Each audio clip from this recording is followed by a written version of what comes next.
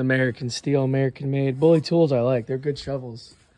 I mean, I beat the shit out of them. The fiberglass ones will handle the weather. The pitchfork is pretty damn good. So I'm slowly moving to, I mean, I got some Razorback stuff. I was like, nah, Bully tools, I think they're superior. That's what this is. But yeah, this is like a drain shovel. You get a trench shovel, but I think this one is better for farming.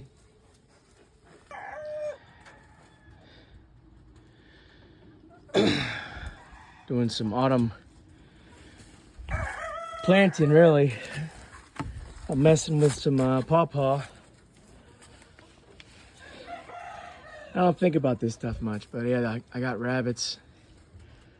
And I throw feed out here in the summer. I keep this shade cloth. I gotta take it down. I've been gone all summer. But yeah, nice place to feed fowl. And this is excellent. And then I mix this with forest loam. And then I got this species of redworm. I just keep in a plastic can made for the purpose, composting worms. And that's like black gold. I mix that up for potting soil in the spring, but I do this year round. I'll take this and, well, you know, when needed. It's mostly turned rabbit manure soil, and I'm just feeding, and the fowl are scratching, and anyway, they turn it, and then I just dig it up, and it's great for for potting anyway.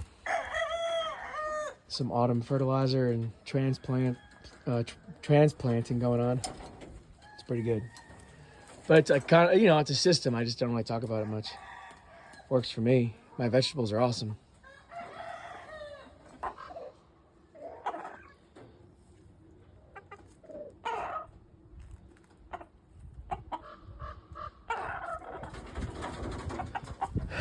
So I don't talk about this much, but I think it's important.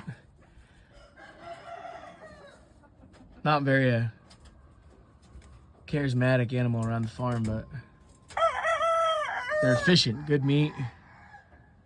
Their digestion's not so efficient. That part's interesting. Like, in terms of space and everything, you can grow a lot of meat pretty quickly. But, you know, they don't have good digestion. Like, when they eat all this up, all that waste goes down pretty fresh. But yeah, the fowl just go through it. There's all kinds of insects and grubs. And so the fowl are constantly turning all this rabbit manure and urine. I got some sumac here and some maple, some oak, some shagbark, a lot of beech. All right here gets mixed in, twigs and leaves, and the fowl are continuously turning it. But I'm doing some autumn transplanting, some pawpaw specifically right now. I planted some nannyberry viburnums a couple days ago. But yeah, I'll throw in rabbit manure straight, and then after a while, you can mix in older stuff from the fowl's pens. But this is all just rabbit manure, and then I throw feed around here. And the fowl turn, I have this shade cloth in the summer, and I gotta take it down. I was gone all summer, but it is in fact a system. And then I take this and use it as needed, but particularly in the spring. And I mix this here up with, I have a can of red composting worms. I got them off of, well, a guy off of Craigslist. It was pretty interesting.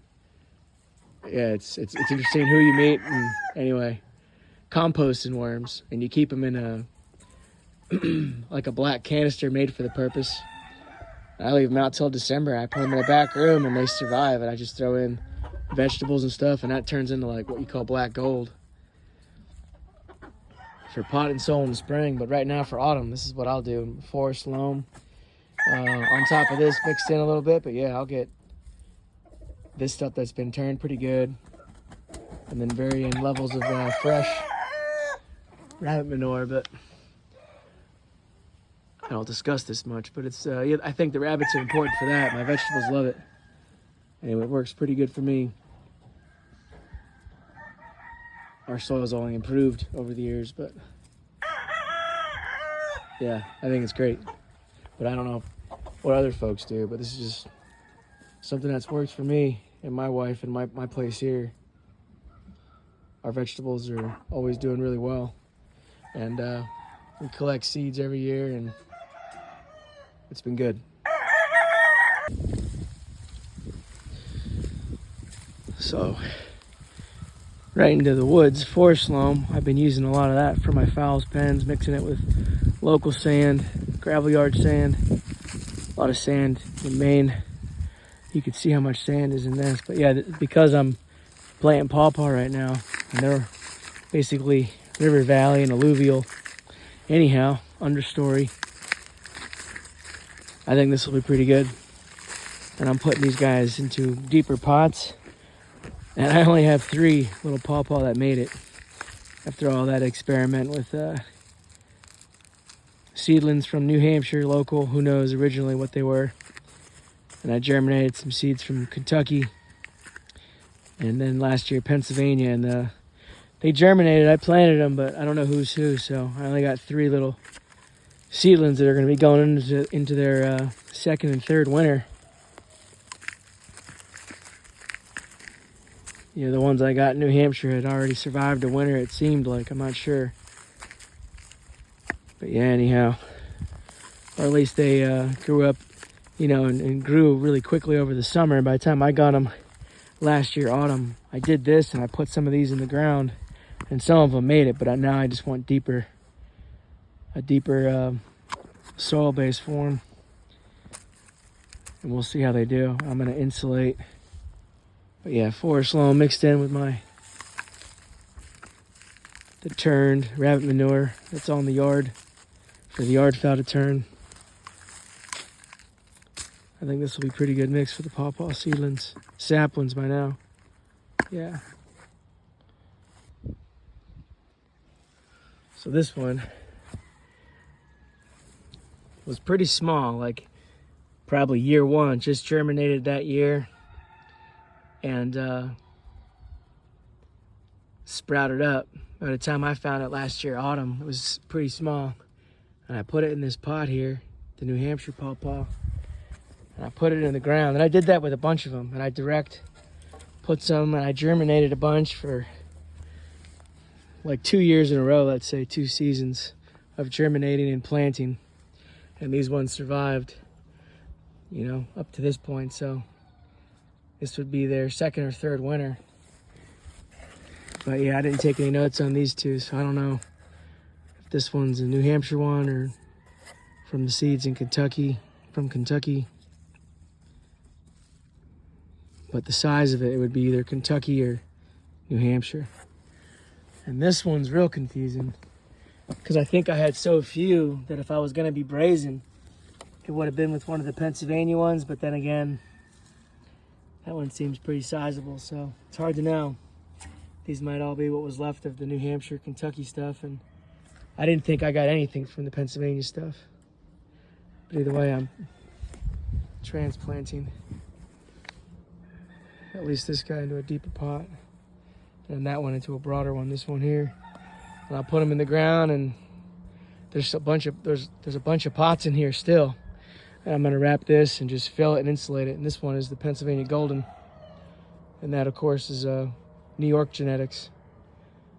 So whatever was in New Hampshire, who knows? And whatever was in Kentucky was probably indigenous, local. The Pennsylvania stuff was local. I gotta get more of that. The Brandywine pawpaw, I need that for sure. I think that'd be, well, it's gonna be nice in like, 5-10 years. All right, so the New Hampshire one, clearly there's 2. And this one died off from the extreme sun, but the base was still good and it was covered. So that, in fact, in my opinion, is still good. So the question is, do I try to separate them now?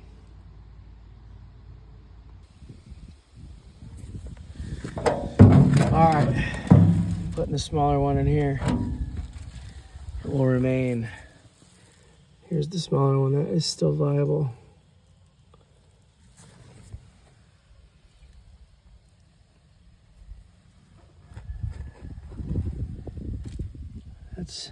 it's a lot of root. So that's clearly the smaller one. So I got everything. And here's the older one, you know, the larger one. This one's just as old. It just didn't do as well. Maybe this one provided shade for that one to get to that point until everything else caught up. And then this one was above and then died off. And who knows, maybe in a year from now, that one will be the same size or bigger. But yeah, they're from the same seedlings.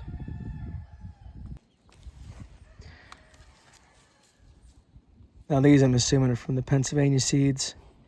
They were all in the same pot. And the one on the left looks all dried up, but these two, the one in the center did really well, obviously.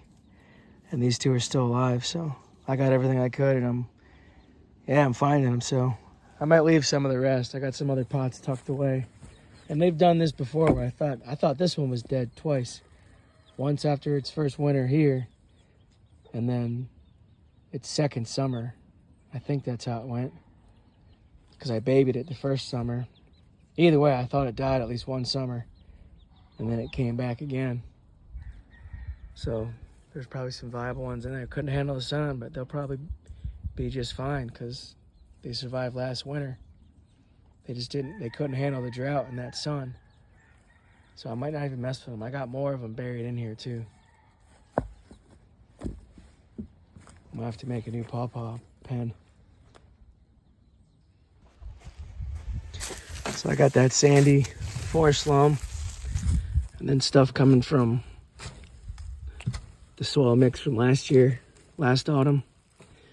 And then this pretty much fresh and also turned rabbit manure and compost. So I'm gonna mix all that up and pot all these pawpaw. But yeah, that's what I'll be doing here. I think this will work well. So this is what I've been doing for trees and germinating from seed and transplanting, bare root, potted, whatever. Mostly my shrubs and my trees. This is what I've been doing. Especially, well, this is what I've been doing for autumn. In the spring, it's probably similar. But yeah, look at the figs, for example.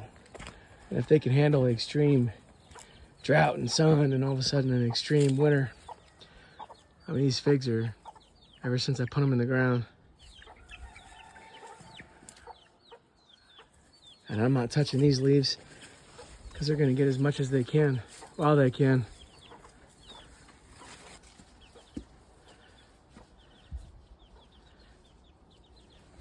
But my cylinder idea, yeah, it's been working out quite nice. So these are the figs going into their third winter, I believe. And I've been waiting till like Thanksgiving. So it's been pretty good. You know, before it's like completely finished. I start the process, it seems like mid-November, and I just slowly work at it, and it gets more and more insulated as I go. And then before you know it, they're put to bed. It's been working. So that's exciting.